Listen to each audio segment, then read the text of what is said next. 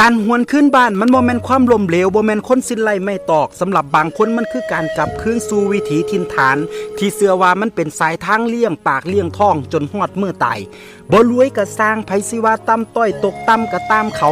อย่าไปสนใจสิ่งที่เฮาควรให้ค่าคือใจเฮาเองถ้าอยู่หม่องใดแล้วสุขบ่เดือดร้อนคนอื่นก็เฮ็ดก็สร้างไปตามวิถีของเฮา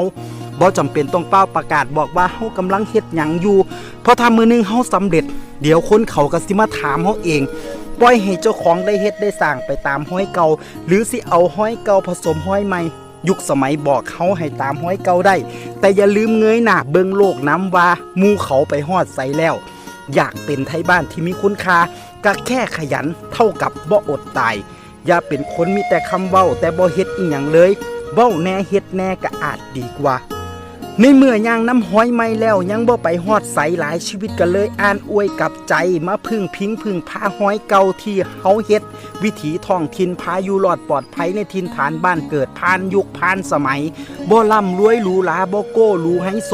แต่เป็นวิถีที่เฮ็ดให้คนบ่อดตายมาแล้วนับบ่ถ้วนการออกข้างบ้านแล้วกลับมาอยู่มันก็บ่ได้เฮ็ดให้คนลำบากสู่คนดอกถ้ายังขยันทำมาหากินขนาดผู้เฒ่าผู้แก่น้ำบ้านก็ยังบ่หยุดเฮ็ดงานอีพออีแม่ออกเฮ็ดเบียกอยู่ซุมื้อเลี้ยวแรงมันยังไหวหัวใจยังสู้บ่ฮู้สิหยุดได้จังใดถ้าบ่ไหวอีหลีพุ่นละวะจังได้เซาลูกเต้าออกไปเฮ็ดงานมีเงินส่งกลับมาก็บ่แม่นว่านั่งขอนอนขอรอรับเงินส่งเงินโอนอย่างเดียวดอกพากันเฮ็ดกันสร้างอยู่คือเก่า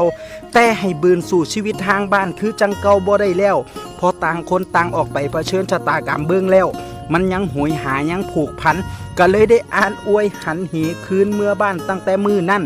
คิดฮอดสุหม่องสุแก่ที่เคยไปสู่ชีวิตคิดฮอดสุคนที่เคยห่วมทุกข์ห่วมสุขบางคนเคยผูกพันก็ค่อยๆห่างกันออกไปคนใหม่กับผ่านเข้ามาพบพ่อเพื่อพ่อใหม่